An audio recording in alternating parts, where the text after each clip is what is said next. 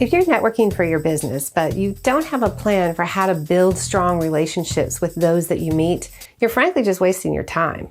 Hey, I'm Melissa with RodgerandMelissa.com, and today I'm going to give you our top strategies for networking and building strong relationships with those that you meet.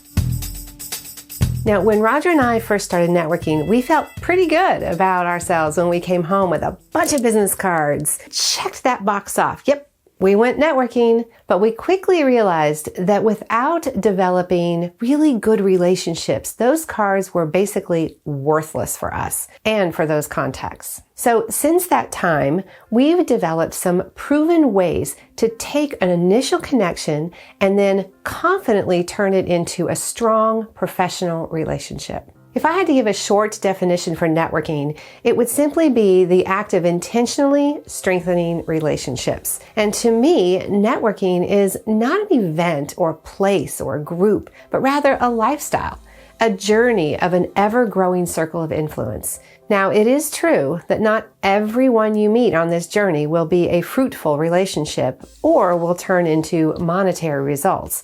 But every encounter is an opportunity to potentially connect people together, even if that connection doesn't directly benefit your bottom line at that time. Ultimately, your network, your sphere of influence is your power. Because powerful people are defined by the ability to make things happen, not their title or their education or their pedigree, but rather their ability to get it done. Powerful people have a network of others that know how to get things done, not necessarily how to do it themselves, but rather who they can connect to make it happen. So what does it take besides intentionality, patience, and consistency? Well, here are our top 5 must-haves to build strong connections that will produce results. So number 1, have an attitude of abundance. There's enough business to go around. Really, there is. During your lifetime, you are bound to meet several people that do exactly what you do.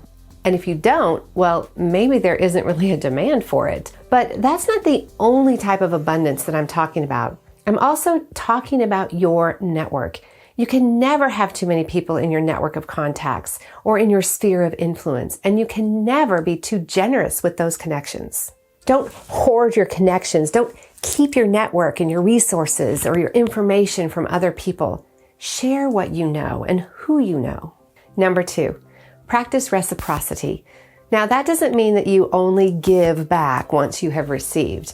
It's actually built on the foundation of give first. Referrals, contacts, information, ideas, leads, resources, advice, anything to help those in your network. Make it your motto to be a value add for everyone that you know.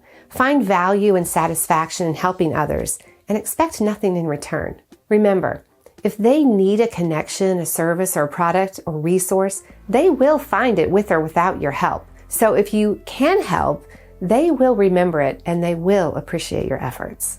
Number 3, build a solid rapport with others.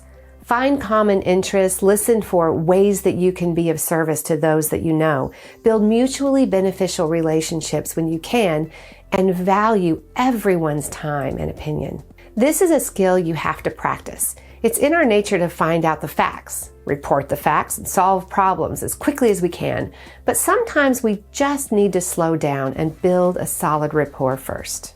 Webster's dictionary defines rapport as a close and harmonious relationship in which the people or groups concerned understand each other's feelings and ideas and communicate well. Well, that brings us to number 4, that mastering the art of conversation. All networking occurs through communication, so learn to express yourself with confidence, conviction, and compassion. Find simple ways to keep them talking, sharing what they need and what they want. That way, you have an abundance of information for future follow-up and making valuable connections to people, resources, and more. Don't bypass exploration and clarification questions during a conversation just to get to your own agenda. Rather, ask the questions. Keep them talking. Make it about them. It will come back around to you eventually. And finally, number 5, solidify your follow-up. I know, I talk about this a lot, but the old saying that the fortune is in the follow-up is absolutely true. The strength of your relationships is built from the follow-up and the follow-through. People don't want to just hear from you when you need or you want something. So take the time, make the effort, and stay connected. Know what is happening in people's lives and in their business. Send them notes of congratulations, thanks, or encouragement. Stand out as the friend or connection who takes the time to pay attention. Now, this is not an exhaustive list of ways to strengthen relationships, but get these 5 right and you're well on your way. Now, for more information on networking, check out these videos on your elevator pitch and on turning old contacts into new connections. If you're new to the channel, be sure to subscribe. And if we brought you some value today, go ahead and smash that like button. And as always, take care of yourself, take care of your business, and if you need us, we're here.